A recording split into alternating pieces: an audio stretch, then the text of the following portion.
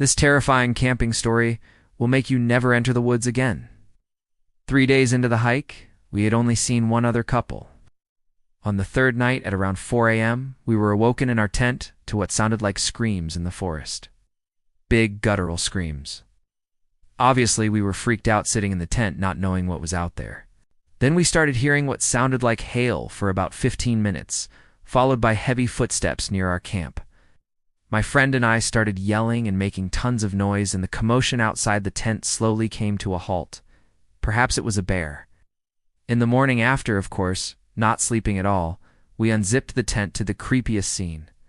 All around the tent were thousands of little pebbles that were not there the evening before. And surrounding the tent in a near-perfect circle were also 20 or so, 150 to 300-pound boulders. My friend and I ran out of there, turning our 5-day hike into 3, practically running the entire way to the car. Remind me to never go camping ever again. But I did go camping and encountered something I couldn't explain. I had hiked several miles in and had only seen one other couple. This was late in the season, and I wanted to get a late start and then hike back to my truck early in the morning. As I rounded a bend in the trail, I saw what appeared to be a 6 to 7 foot tall humanoid figure between the trees.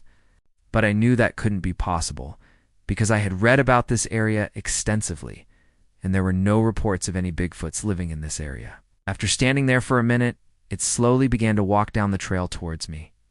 Still unsure of what to do, I stood my ground and continued staring at it as it slowly approached.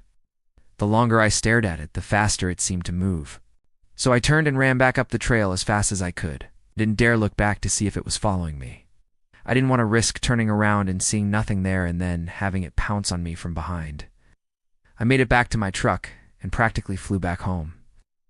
To this day, I don't know what that thing wanted. But the scariest part is that when I got home and pored over the maps and guidebooks trying to find where this location was, there was no trace of it or the trail I had taken the day before. Well, there's a lot of stories of people seeing humanoid figures out in the woods, and a lot of them sound similar. Some people say these are just extremely rare wild men, but most of the time it's probably just a Bigfoot sighting. You know, Sasquatch, Bigfoot, whatever you want to call it. If you've ever seen anything like this before, let me know in the comments below. If you haven't already, be sure to subscribe for more content. Thanks for watching, and I'll see you next time.